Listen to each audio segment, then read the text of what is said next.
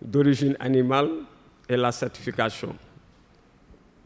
Donc, vous voyez, aujourd'hui, cette thématique-là, je vais peut-être intervenir en apportant peut-être, en me basant sur quelques-uns des éléments que vos professeurs ont eu à soulever. Je sais qu'ils n'ont pas eu le temps d'aller en profondeur sur ces questions, parce que prendre un seul levier, un seul volet de ce sujet, vraiment nécessiterait peut-être un mois d'échange et de discussion. Pour vous ramener sur ce que disait tout à l'heure monsieur le professeur architecte, il a parlé de coûts. Mais si je vous ramène sur ce que nous a coûté jusqu'à présent l'histoire de la Covid-19, donc le coût, on le ramène à quoi? On nous parle souvent, la santé n'a pas de prix. Ça, c'est un élément très majeur dans votre intervention. Vous avez bien fait d'insister sur ce volet. L'autre question, c'est l'interpellation que votre professeur vient de vous faire tout à l'heure. Il a insisté sur la responsabilité de l'ingénieur. Voilà, comme on a eu la chance aujourd'hui d'avoir au niveau des panélistes et des parrains que des ingénieurs, honorable député, il vous a dit, il est un produit de l'École polytechnique de Paris. Donc aujourd'hui, moi je pense la question fondamentale, c'est quoi? Est-ce que l'ingénieur, il est dans un écosystème différent de son environnement? Ça, c'est un. Ou bien l'ingénieur est dans un écosystème où il se confond à l'environnement. Est-ce qu'il est acteur dans cet écosystème? Et c'est ça la grande question aujourd'hui. Dans la formation de nos ingénieurs, souvent on oublie certains éléments qui sont tellement fondamentaux, c'est la culture générale. Souvent on constate que nos étudiants, ils sont bien doués quand tu leur poses des équations sur le plan mathématique, l'analyse, les données, ils sont pertinents. Mais quand tu les ramènes sur les élémentaires, qui sont souvent déterminants dans l'exercice de leur profession. Je vais vous raconter une petite anecdote. Quand j'étais en année de thèse, on m'avait sélectionné pour être encadré moniteur des étudiants, à la fois à la clinique urbaine et à la chirurgie, parce que bon, comme j'avais un peu de don en chirurgie. Chaque fois, je refusais certains cas, soit pris en charge convenablement, ne reste que des soins palliatifs. Il me demandait, je dis, mais écoutez, quand quelqu'un vient pour régler un problème de fertilité,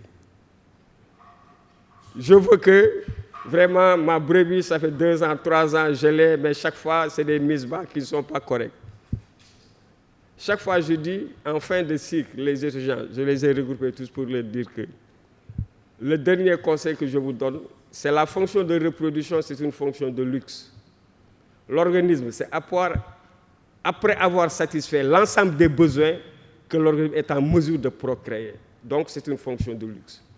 Cela me ramène à vous dire que vous êtes aujourd'hui dans un métier où, si on insiste sur les fondamentaux, on peut vous ramener sur ce qui est luxe. La finalité, c'est la santé publique.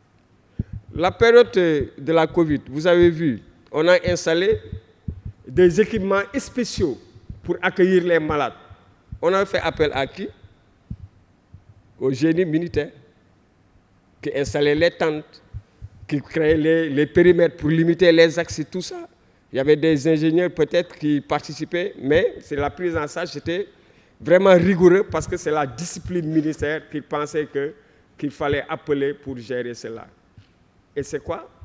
La finalité, c'est que le rôle de l'ingénieur aujourd'hui ne se résume pas à ce que nous voyons comme ça. Construire. Aujourd'hui, on nous parle de villes inclusives, de bâtiments inclusifs.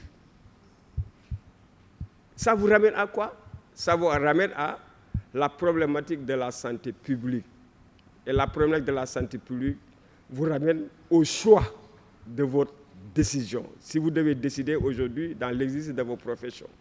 Ramenez d'abord ce qu'on attend de vous, c'est quoi?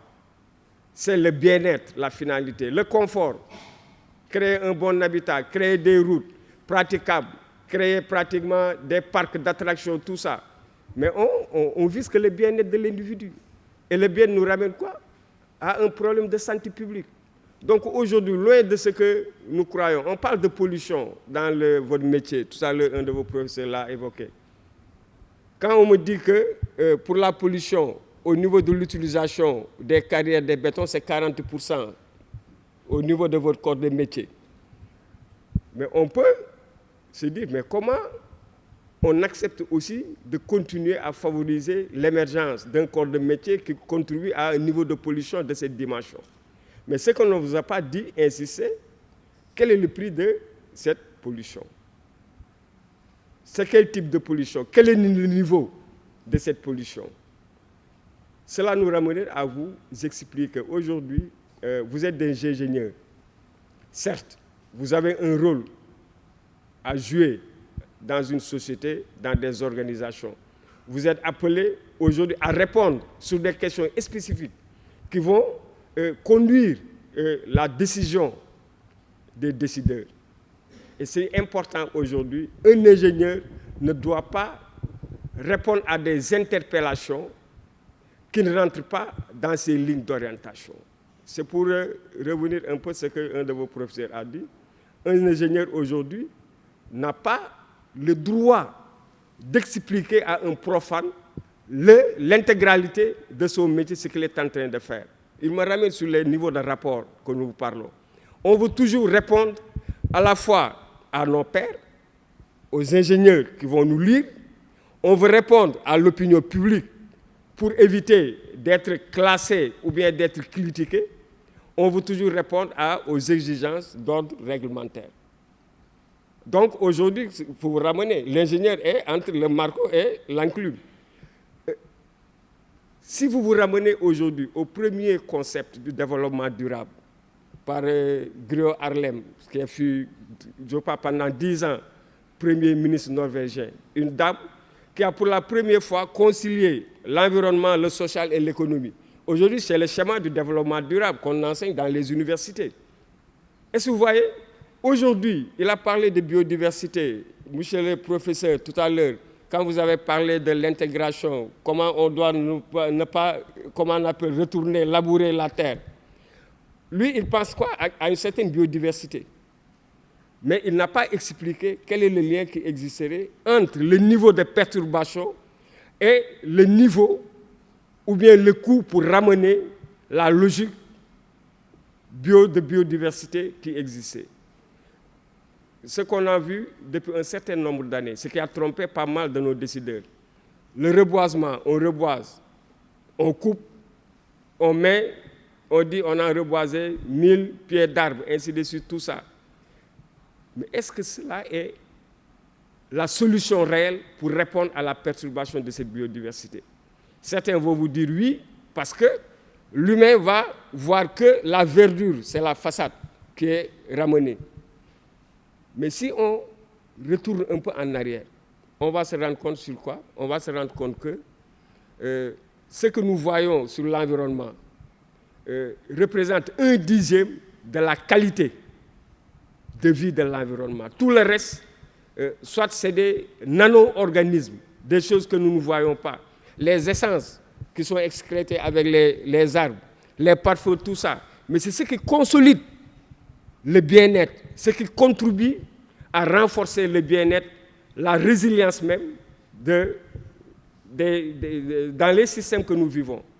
Donc vous voyez, c'est un ensemble très complexe. Et aujourd'hui, je pense que vous, ingénieurs, pour vous ramener dans votre sujet, de génie civil, on peut vous confondre comme des médecins de santé publique. Parce qu'aujourd'hui, j'habite mal. Là où j'habite, ce n'est pas bien aéré. Parce que je suffoque. Mais ça vous ramène à quoi? À avoir une certaine sécurité pour votre bien-être. Donc, vous êtes au-delà même de ce que les gens attendent de vous. Vous êtes aujourd'hui, on peut vous classer en amont et en aval de la santé publique.